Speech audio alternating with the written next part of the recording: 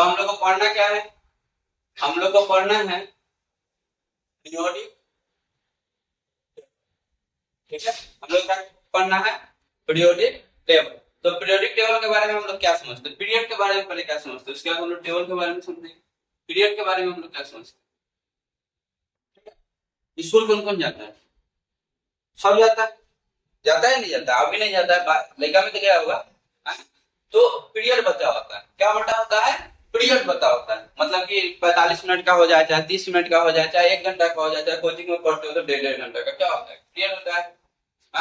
Coaching में 2 period या 3 period का क्लास होता है कि नहीं होता है, उसी पर स्कूल में 6 पीरियड 7 पीरियड का क्लास होता है या नहीं होता है, तो इसी को क्या करते हैं, पीरियड करते हैं। और पीरियड का दूसरा मतलब यही होता है कि जो चीज किसी भी समय अंतराल के बाद बार बार क्या हो जाए, रिपीट हो जाए, एक फिक्स समय अंतराल के बाद बार बार क्या होने लगे, रिपीट होने लगे, उसी को हम लोग क्या करते हैं, पीरियड करते हैं, पीरियड करते हैं। ठीक है, तो ये पीरियड का मतलब समझ गया। और टेबल, और क्या है ये टेबल, तो टेबल का मतलब क्या होता है, एक एक्सेल शीट, एक क्या देखो, एक्सेल शीट जिसमें सब चीज जगह जगह पे एकदम स्थान स्थान पे रखा जाता है, जो पीछे तुम्हारा वो बना हुआ है वो सब क्या है, टेबल है, सब क्या है, टेबल है। मतलब कि जहां पे रो और कॉलम, जहां पे क्या हो, रो हो और क्या हो, कॉलम हो, उसी को हम लोग क्या करते हैं, टेबल कहते हैं। क्या करते हैं हम लोग, टेबल कहते हैं। ठीक है, और दोनों को एक साथ मिला देते हैं तो इसका नाम क्या हो जाता है, पीरियोडिक टेबल। क्या नाम हो जाता है, पीरियोडिक टेबल। तो देखो हमको पीरियोडिक टेबल पढ़ने का जरूरी क्यों है, क्यों हम लोग पीरियोडिक टेबल पढ़ रहे हैं, तो देखो दुनिया में बहुत सारा एलिमेंट है, जैसे दुनिया में बहुत सारे लोग है, उसी में बहुत सारा क्या है, एलिमेंट्स है। ठीक है, लोग से कम है एलिमेंट, एलिमेंट बहुत कम है, लोग बहुत ज्यादा है। ठीक है, लेकिन बताओ सबका अपना अपना अपना अपना क्या होता है, नाम होता है, सबका अपना अपना अपना क्या होता है, पहचान। सबका अलग अलग क्या होता है, नाम होता है, सबका अलग अलग क्या होता है, पहचान होता है। और एक ही नाम से बहुत सारा आदमी भी होता है, एक ही नाम से बहुत सारा आदमी होता है, तो हम उस सबका पहचान करते कैसे, सबका हम लोग पहचान करते कैसे, आधार कार्ड से, पैन कार्ड से, ड्राइविंग लाइसेंस से। ठीक है, जो भी सामान है हमारे पास उपलब्ध उस सब से हम लोग उसका क्या करते हैं, पहचान करते हैं। तो उसी प्रकार हम लोग जब एलिमेंट का पहचान किससे करते हैं, तो हम लोग एलिमेंट का पहचान कहां से करते हैं, तो पीरियोडिक टेबल से। क्योंकि सर जी कैसे, पीरियोडिक टेबल से कैसे, तो हम लोग एलिमेंट को पकड़ते हैं और उससे पूछते हैं कि तुम्हारे पास इलेक्ट्रॉन कितना है, तो अपना इलेक्ट्रॉन का संख्या बताता है, प्रोटॉन कितना है, न्यूट्रॉन कितना है, सबका संख्या देख लेते हैं और तब जाते हैं देखते हैं प्रोटॉन का संख्या कितना है, 8 है, तो इसमें जाएंगे इसका 8 है, तो पता चलेगा ऑक्सीजन का क्या है, 8 है। ठीक है, मतलब हमको पता चलेगा ये तो कौन सा एलिमेंट है, ऑक्सीजन। कौन सा एलिमेंट है, ऑक्सीजन। आ रहा है समझ में कि नहीं आ रहा है। तो जिस प्रकार हम लोग को पहचान के लिए हम लोग का क्या चाहिए होता है, आधार कार्ड चाहिए होता है, हम लोग अपना आधार कार्ड लेके जाते हैं कहीं पे, चाहे तुम्हारा कहीं नहीं है, फिंगरप्रिंट है, फिंगरप्रिंट किसी भी अति पे जाके लगाओ, तुम्हारा अपने आप पहचान आ जाएगा कि तुम कौन हो। जैसे मर्डर वर्डर होता है, तो उसमें पुलिस क्या करता है, आदमी का फिंगर ले जाता है, आदमी का जूता का साइज ले जाता है, सब चीज ले जाता है, और फिंगर को क्या करता है, आधार कार्ड से मैच करना क्या करता है, शुरू करता है। और दुनिया में जितना भी आधार कार्ड यानी कि इंडिया में जितना भी आधार कार्ड है, सबसे उस फिंगर को क्या करता है, मैच करता है। क्या लगता है, एक के बार में आया तो आदमी का नाम नहीं, तुम्हारे जैसा उसके पास 50 को आधार कार्ड का जैसे मैच होना शुरू फैच करता होगा, 50 का आइडेंटिफिकेशन आ जाता होगा, उसमें से आप देखता होगा किस एरिया में मर्डर हुआ है, उस एरिया का अथी को क्या करता है, फिंगरप्रिंट को रखता है, बाकी सबको क्या करता है, हटा देता है, इसलिए जल्दी क्या हो जाता है, पकड़ा जाता है। जिस जिस पर शक गया सबको बुला लिया, पूछताछ किया, चोर अपने आप पकड़ाता है, हड़बड़ी हो जाता है उसके अंदर। जैसे तुम्हारा चोर हो और किसी चीज में तुम्हारा नाम आ गया, पुलिस तुमसे पूछताछ कर रहा है, तुम हड़बड़ा के सब चीज बताइए दोगे। बात सही है गलत, सही है ना, बस यही होता है। इसी प्रकार हम लोग एलिमेंट को भी पकड़ लेते हैं। ठीक है, तो क्या ये एक दिन में हमारे पास आ गया, क्या आधार कार्ड एक दिन में बन गया था, नहीं बना था ना, महीनों लगा था, सबका आइडेंटिफिकेशन लिया गया था, फिंगरप्रिंट लिया गया था, आंख का रेटिना लिया गया था, सब चीज लिया गया था। उसी प्रकार पीरियोडिक टेबल भी एक दिन में बन के तैयार नहीं हुआ। जितना जितना जिसके जिसके पास नॉलेज था, सारे साइंटिस्ट लोग अपना कंट्रीब्यूशन देते गए, अपना कंट्रीब्यूशन देते गए, और हमको अलग अलग पीरियोडिक टेबल देखते हुए मिला। हम लोग समय के साथ उसको भी क्या करेंगे, पढ़ेंगे कि सबसे पहले हमको क्या मिला था, उसके बाद क्या मिला था। क्या लगता है सबसे पहले हमको एक के बार में इतना एलिमेंट मिल गया होगा जो भी हमारे पास है, नहीं ना, जितना अभी तक एलिमेंट खोजा गया है, क्या एक के बार में तुमको लग रहा है उतना एलिमेंट हमारे पास मिल गया हो, नहीं। पहले तो सबसे ज्यादा हम लोग के पास क्या था, तो लोहा था, तांबा था, पीतल था, सोना चांदी, यही 5 से 10 गो एलिमेंट है जो आदमी को मुंह पर क्या था याद था, और यही एलिमेंट जानता था कि यही एलिमेंट होता है। जैसे लोहा हो गया जो कि हमेशा के यूज में आता था, तांबा हो गया, पीतल हो गया, ठीक है, उसके बाद सोना हो गया और चांदी हो गया। बात सही है गलत है? तो जितना का यूज था आदमी जानता था, लेकिन धीरे धीरे साइंटिस्ट लोग क्या किया कि और सब चीज खोज कर करके और सब एलिमेंट के बारे में क्या किया पता। ठीक, आगे चले, क्या समझ में आया पीरियोडिक टेबल होता क्या है, और पीरियोडिक टेबल पढ़ना क्यों है ये भी समझ में आ गया, डाउट क्लियर है? ठीक, आगे बढ़े, चलो।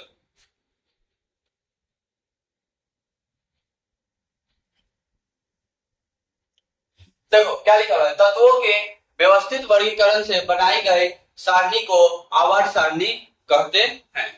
क्या कहते हैं कि जो तत्व है, जो हमारे पास एलिमेंट्स है, सबको अलग अलग एक प्लेस दिए हुए हैं, और इसी श्रेणी को हम लोग क्या कहते हैं, आवर्त श्रेणी कहते हैं, आवर्त श्रेणी कहते हैं। ठीक है, आवर्त सारणी में ज्ञात सभी तत्वों को उनके गुण धर्म के आधार पर समूह में रखा गया है, और जो भी तत्व है उसको उसके किसके आधार पे, गुण धर्म के आधार पर। जैसे हमारे पास फिंगरप्रिंट है, आंख का रेटिना है, यही है ना, अलग होने का यही है।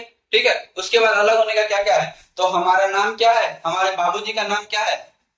ठीक है, मान लो कि 2 आदमी है, दोनों का नाम क्या है, सेम, दोनों का नाम क्या है, सेम है, लेकिन बाबूजी का नाम अलग अलग होगा। मान लेते बाबूजी का नाम भी सेम है तो टाइटल अलग होगा, मान लेते वो भी सेम है तो मम्मी का नाम अलग होगा। अगर सब सेम है तो तुम्हारा भाई है,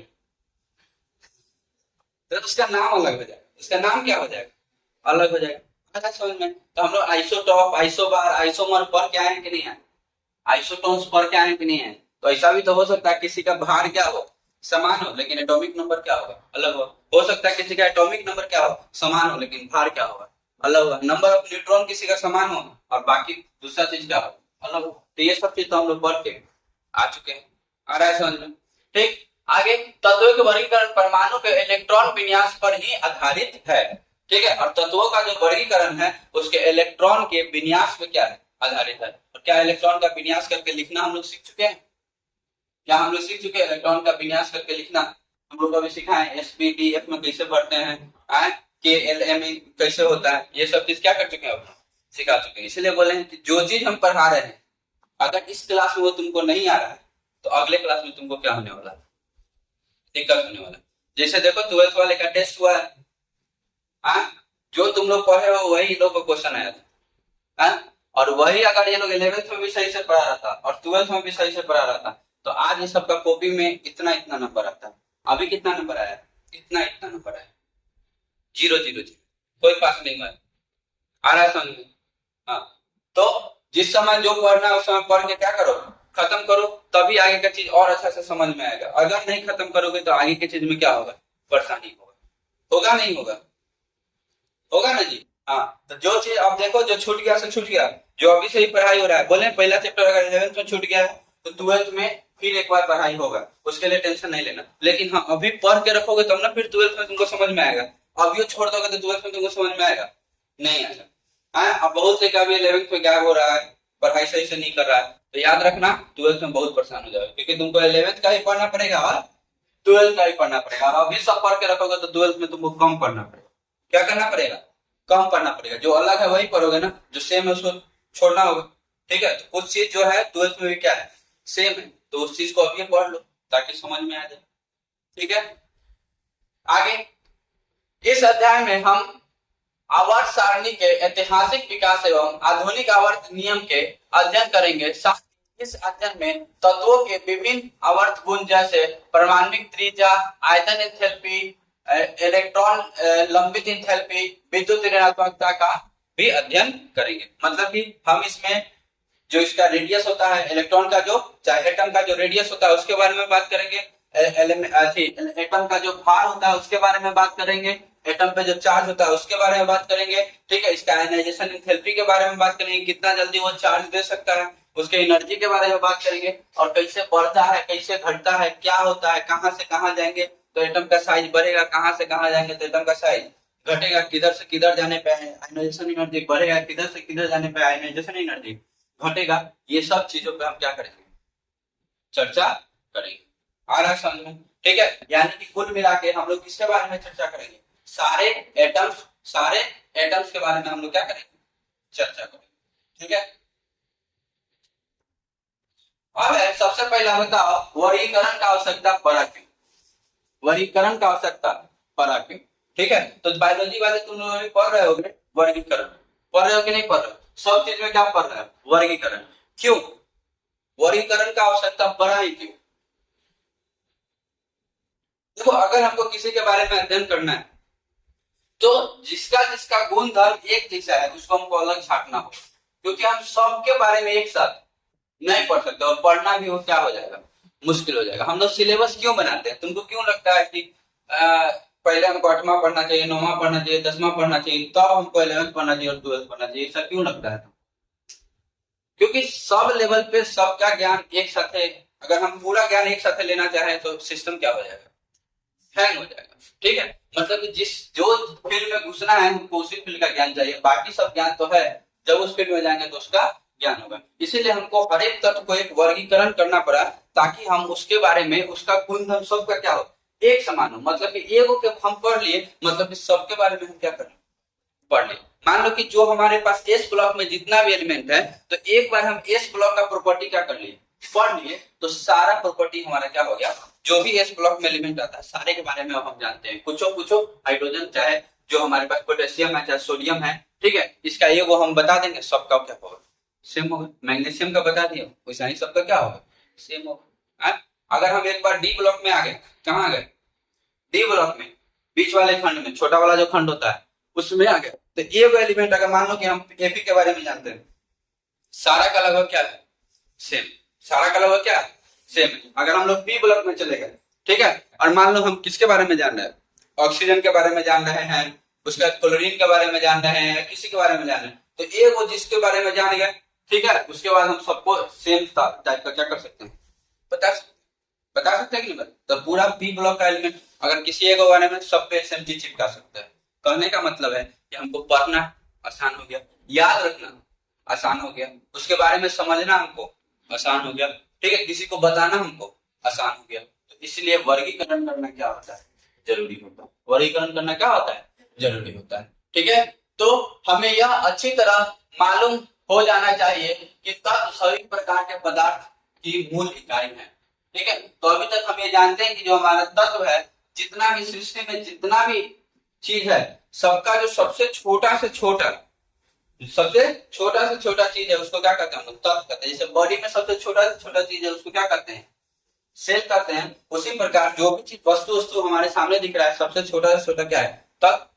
क्या है, तत्व। सभी चीज एक छोटे से छोटे कण से मिलकर बना हुआ कि नहीं बना हुआ। और देखो जो भी चीज है उसके अंदर जो एक तरह का ही चीज बना हुआ, जैसे कि मान लो कि लोहा है, तो लोहा के अंदर सिर्फ एपी सब जगह एपी से मिलकर क्या होगा, बना होगा। एल्युमिनियम की कोई भी चीज है तो पूरा में एल्युमिनियम, मतलब कि एक छोटा सा पार्ट हम लोग काट के अगर उसके बारे में अध्ययन कर ले तो पूरा हम लोग लोहा के बारे में क्या कर ले, अध्ययन कर ले। किसी जैसे हमारा शरीर है तो एक सिरिंज खून निकाल लेता है और पूरा चीज बता देता है कि नहीं बता देता कि शरीर में इस चीज का कमी है, इस चीज का कमी नहीं है। ठीक है, वो केस लेके जाता है, तुमको सारा चीज के बारे में बताता है कि नहीं बताता है, कि तुम्हारा डीएनए क्या है, तुम्हारा क्या क्या चीज है, क्या कमी है क्या नहीं कमी है। वो केस से भी तुम्हारा सब चीज क्या कर लेता है, पता कर लेता है। खून से तुम्हारे शरीर का बीमारी क्या कर लेता है, पता कर लेता है। उसी प्रकार कोई भी एलिमेंट को एक पार्ट, छोटा सा पार्ट काट के निकालो, उसके बारे में तुम पूरा अध्ययन कर सकते हो या नहीं कर सकते हो।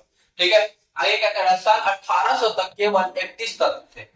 ठीक है, कितने तक, 1800 तक हमारे पास कितने तत्व थे, मात्र 31 एलिमेंट थे। कितने एलिमेंट थे, 31 एलिमेंट थे, 31 एलिमेंट ही थे। कब तक, 1800 ईस्वी तक। ठीक है, क्यों थे, तो देखो तत्व हमारे पास 31 थे सिर्फ ज्ञान के अभाव के कारण। किसके कारण, ज्ञान के अभाव के कारण। ऐसा नहीं ना हुआ कि हम लोग और तत्व बना लिए, नहीं ना, जैसे हम लोग जनसंख्या बढ़ा रहे हैं उस प्रकार से हम लोग तत्व बढ़ाए नहीं।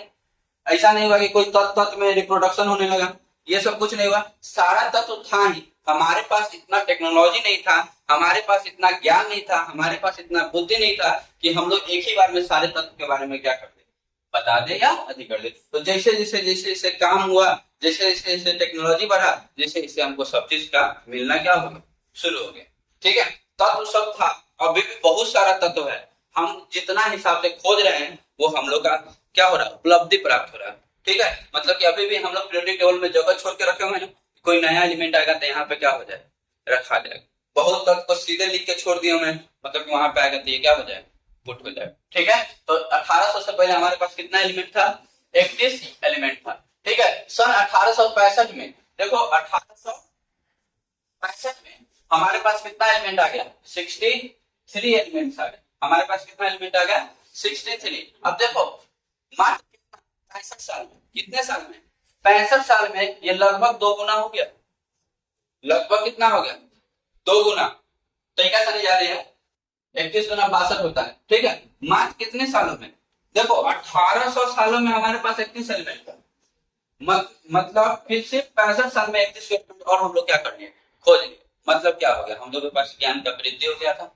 हम लोग के पास किसका वृद्धि हो गया था, ज्ञान का वृद्धि हो गया था। हमारे पास क्या आ चुका था, टेक्नोलॉजी आ चुका था। क्या आ चुका था, टेक्नोलॉजी आ चुका था। आदमी को अभी सब चीज में और इंटरेस्ट आ गया था, तो और हम लोग फास्ट होने लगे। और समझो आज तक हमने, कब तक, जब हम लोग पढ़ रहे हैं तो आज तक हमारे पास कितना एलिमेंट है, तो आज तक हमारे पास 118 एलिमेंट।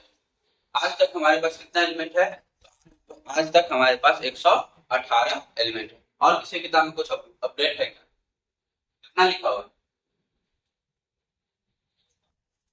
118 ही है ना। हाँ ठीक है, तो आज हमारे पास कितना एलिमेंट है, 118 एलिमेंट आज तक हम लोग क्या कर चुके हैं, खोज चुके हैं। ठीक है, सभी तत्वों और उनके यौगिकीय रासायनिक का अध्ययन अलग अलग करना बहुत ही कठिन। ठीक है, और सभी तत्व के बारे में हम लोग पढ़े, सभी तत्व को ले आए और सबको अलग अलग अध्ययन करें, सबको क्या करें, अलग अलग अध्ययन करें, तो ये बहुत ही क्या है, कठिन। सबके बारे में अलग अलग, जैसे कि मान लो इतना लिखा है और सबके बारे में हम पूछने जाए, तुम्हारे पापा का नाम क्या है, मम्मी का नाम क्या है, ये क्या है, वो क्या है, तो हमको क्या लगेगा, समय लगेगा। हाँ, लेकिन अगर हमको ज्ञान के आधार पे छाटना है तो हम क्या करेंगे, जो 11th में अलग हो जाएगा, 12th में अलग हो जाएगा, जो 10th में अलग हो जाएगा। कर सकते हैं कि नहीं कर सकते, तो एक ही बार में हम लोग 11th 12th और 10th को ज्ञान के आधार पर सीधे क्या करते हैं, छाट दी। आराम से नहीं है, तो सबको अलग अलग पढ़ना क्या है, बहुत ही मुश्किल है। लेकिन एक एस ब्लॉक को एक साथ पढ़ लिए, पी ब्लॉक को एक साथ पढ़ लिए, डी ब्लॉक को एक साथ पढ़ लिया और ए ब्लॉक को एक साथ पढ़ लिया, आसान हो गया कि नहीं, आसान हो गया। ठीक है, तो सबको अलग अलग पढ़ना बहुत ही क्या है, कठिन है। तत्वों और उनके यौगिक के अध्ययन सरल बनाने के लिए तत्वों को वर्गीकरण की आवश्यकता महसूस हुई। यानी कि अगर हमको सबके बारे में अच्छा से पढ़ना है तो इसको एक वर्गीकरण देना होगा, एक क्लास में रखना होगा, एक सिस्टमेटिक वे से उसको क्या करना होगा, रखना होगा। हम हर समय अलग अलग अलग अलग नहीं पढ़ सकते। ठीक है, तो इसीलिए हमको एक पीरियोडिक टेबल का क्या पढ़ा था, जरूरी। वर्गीकरण का अर्थ है जो तत्व रासायनिक भौतिक गुणों में समान हो उनको एक स्थान पर अर्थात एक ही समूह में रखा जाने वाला, जिससे हम उनका क्रम वृद्धि अध्ययन कर सके और भविष्य में खोजे जाने वाले तत्वों के अध्ययन में भी मदद मिल सके। ठीक है, तो जब सबको एक साथ रखेंगे तो हमको पता चलेगा, जैसे कि मान लो हमारे पास 1 से लेकर 100 तक गिनती है। ठीक है, और उसको हम सीधे एगो बोरा में, जैसे गेंद पे रखा हुआ है और उसके वो बोरा लाके क्या कर दे, उछल दे और तुम लोग को दे दे, तुम लोग कैसे सरियाओगे, बोलो कैसे सरियाओगे। सबको लाइन में लगाना शुरू करोगे, कैसे लाइन में लगाना शुरू, क्या तुमको एक के बाद दो मिल ही जाएगा, नहीं मिलेगा ना। तुम क्या करोगे, तुम कैसे करोगे, तो तुम करोगे ऐसे वो लाइन बना लोगे जिसमें 1 से लेकर 10 तक इसमें रखोगे, कहोगे 1 से 10 तक जो भी मिलेगा यहाँ रखेंगे, 11 से लेकर 20 तक मिलेगा यहाँ रखेंगे, और 21 से लेकर 30 तक मिलेगा यहाँ रखेंगे, और ऐसे चले जाओगे, चले जाओगे कि नहीं चले जाओगे। और तुम्हारे पास इतना जगह होगा और सब बोरा में से उठाओगे, देखोगे इतना नंबर है, चलो इसके सामने रखो, है इसमें भी तुम्हारा है ना, देखो 1 से लेके 100 तक नीचे हो गया। अब इधर से भी, इधर 1 नंबर ये है, 2 नंबर पोजीशन ये है, 3 नंबर पोजीशन ये है, 4 नंबर पोजीशन ये है, 5 नंबर पोजीशन ये है। आया समझ में कि नहीं आया, आया। इसी प्रकार से बना, इसको रुको और अच्छे से बना,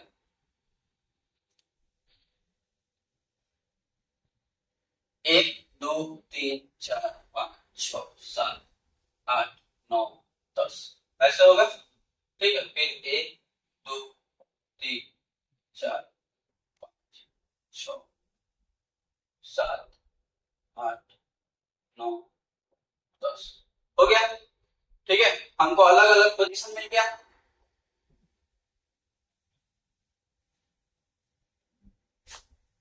मिल गया कि नहीं मिल गया। अब हमको इधर भी मिल गया, इधर क्या मिला, हम यहाँ 1 से लेके 10 तक रख सकते हैं, यहाँ हम कितना से 11 से लेके 20 तक रख सकते हैं, यहाँ हम 21 से लेके 30 तक रख सकते हैं, यहाँ 31 से लेके 40 तक रख सकते हैं, 41 से लेके 50 तक, 51 से लेके 60 तक, 61 से लेके 70 तक, 71 से लेके 80 तक, 81 से लेके 90 तक और 91 से लेके 100 तक।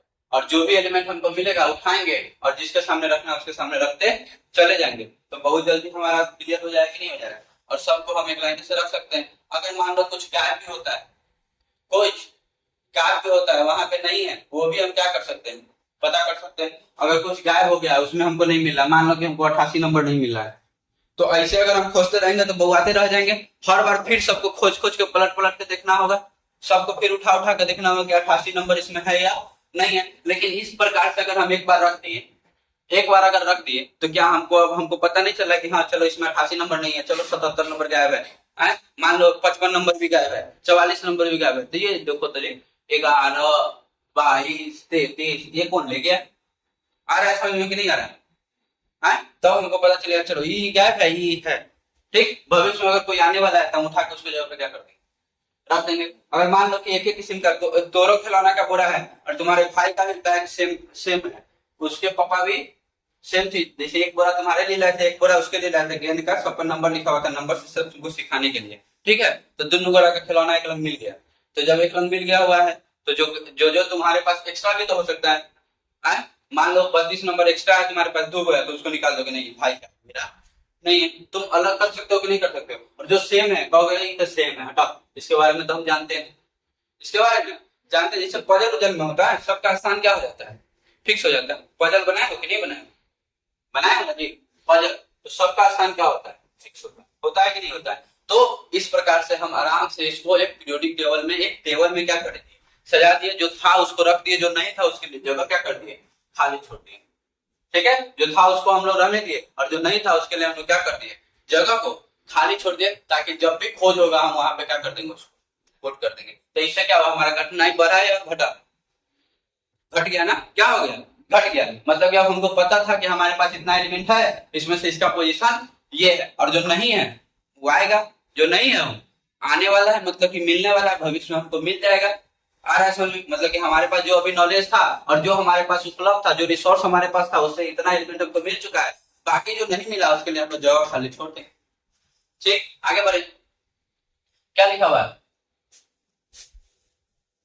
इस कठिनाई को दूर करने के लिए समय समय पर विभिन्न वैज्ञानिकों ने तत्वों का एक सरल रूप में तथा क्रम विधि करने का प्रयास किया। और इसी कठिनाई को अलग करने के लिए तो अलग अलग समय में अलग अलग साइंटिस्ट ने उसको एक टेबल या एक क्रम विधि बनाने का क्या किया था, कोशिश किया था, जिसको हम लोग पढ़ेंगे, ठीक है। आवर्त सारणी का उत्पत्ति की, यानी कि ये पीरियोडिक टेबल आया कहां से, पीरियोडिक टेबल आया कहां से या बना कहां से, इसके बारे में हम लोग पढ़ने जा रहे हैं। तो ठीक है, सबसे पहला वर्गीकरण तत्वों के धात्विक और अधात्विक गुणों के आधार पर किया गया। तो सबसे पहला जो वर्गीकरण था, सबसे फर्स्ट वर्गीकरण इसी चीज पे हुआ था कि मेटल है या नॉन मेटल, ठीक है। क्योंकि सबसे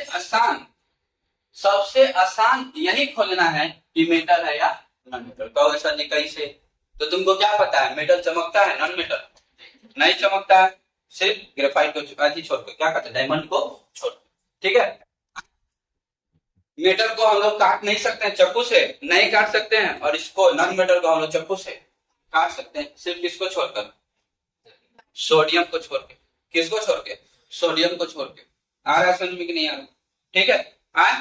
तुमको ये पता है मेटल क्या होता है, बहुत ही ज्यादा मजबूत होता है, जैसे लोहा हो गया, नॉन मेटल बहुत ही ज्यादा क्या होता है, वीक होता है, सिर्फ ग्रेफाइट को छोड़ के, किसको छोड़ के, ग्रेफाइट को छोड़ के। ये सब पढ़ के आए हो 10वां में, तुम लोग ये सब चीज क्या करके आओ, पढ़ के आए। यानी कि मेटल का एक अलग, इसीलिए तुमको 10वां में ये चीज पढ़ाया गया कि तुमको 11th में ये चीज आने वाला है, इतना याद रखो। तुमको कभी भी कोई चीज ऐसा नहीं पढ़ाया जा रहा है जो आगे क्लास में नहीं।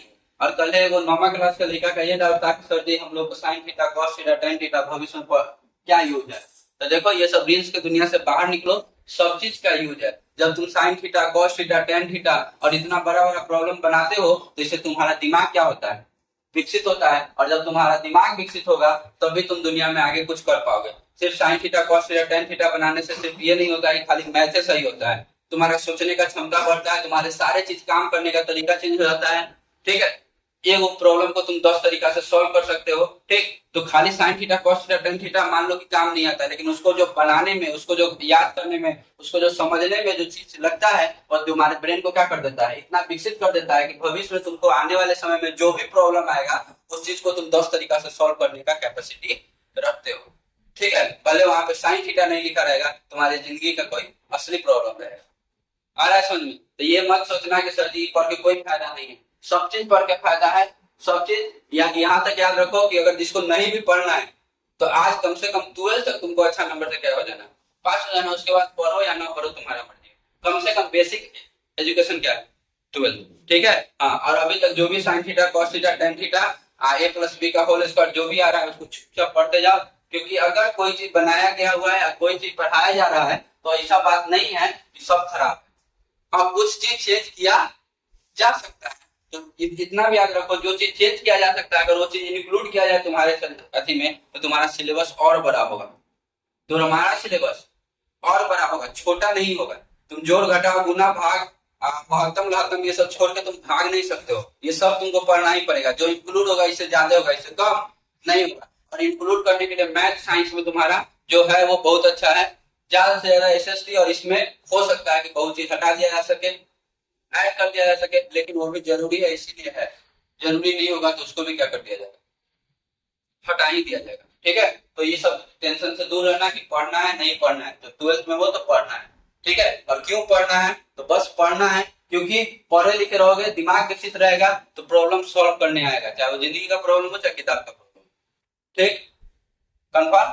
चलो, तो क्या है आवर्त श्रेणी का उत्पत्ति, उत्पत्ति कहां से हुआ, तो सबसे पहला वर्गीकरण तत्वों को धात्विक और अधात्विक गुणों के आधार पर किया गया था, बाद में परमाणु भार के आधार पर तत्वों को बांटा गया। ठीक है, तो तुमको क्या लगता है कि परमाणु, ये तो बता दिया कि क्या कहते हैं, मेटल और नॉन मेटल के आधार पर क्यों बांटा गया था, क्यों, क्योंकि ये देखना आसान है ना। देखो हम जो बोल रहे हैं, चमक होता है, इसको आसानी से काटा जा सकता है, इसको मोड़ा नहीं जा सकता है, इसको पीट पीट के पतला चादर बनाया जा सकता है, इसको खींच खींच के तार बनाया जा सकता है। ये सब क्या है, ये सब फिजिकल प्रॉपर्टी है। कैसा प्रॉपर्टी, फिजिकल प्रॉपर्टी है। और जब हमारे पास इंस्ट्रूमेंट नहीं थे, नॉलेज नहीं था, जो आधारित था, जो हम लोग के पास क्या था, जो हम लोग को आता था वही था, तो यही सब चीज ना देखेंगे, क्या देखेंगे, यही सब चीज। उसके बाद हुआ कि हम लोग किलो बटखारा का इजाद कर लिए। किसका इजाद कर लिए थे, किलो बटखारा का। तो हम लोग जोक जोक के क्या करना चालू किए थे, तो हम लोग एटॉमिक भार पे इसको बांटना क्या कर दिए, चालू कर दिए। मतलब कि जिसका एटॉमिक भार एक जैसा है उसको अलग अलग रखें, और जिसका नहीं है उसको अलग अलग रखें। ये चीज समझ में आए? चलो आगे, तत्वों के वर्गीकरण समूह में और आवर्ती नियम एवं आवर्त सरणी के विकास वैज्ञानिक द्वारा अनेक अवलोकनों के प्रयोग का परिणाम है। यानी कि अलग अलग चीज माना, अलग अलग चीज किया, तो इससे और वर्गीकृत होते चला गया, और अलग अलग वर्गीकरण हमको मिलने देखने को क्या हुआ, मिला। ठीक है, अगला टॉपिक है, सबसे पहला क्या है, डोवर्नियर टाइप, यानी कि डोवर्नियर त्रिक का मतलब होता है तीन। ठीक है, त्रिक का मतलब क्या होता है, तीन। और ये किसके द्वारा दिया गया था, तो डोवर्नियर के द्वारा दिया गया था। तो हम लोग पीरियोडिक टेबल में सबसे पहला हम लोग देखेंगे कि कौन हमारा सबसे पहला इजाद किया था, तो उनका नाम क्या था, डोवर्नियर। क्या नाम था, डोवर्नियर। ठीक है,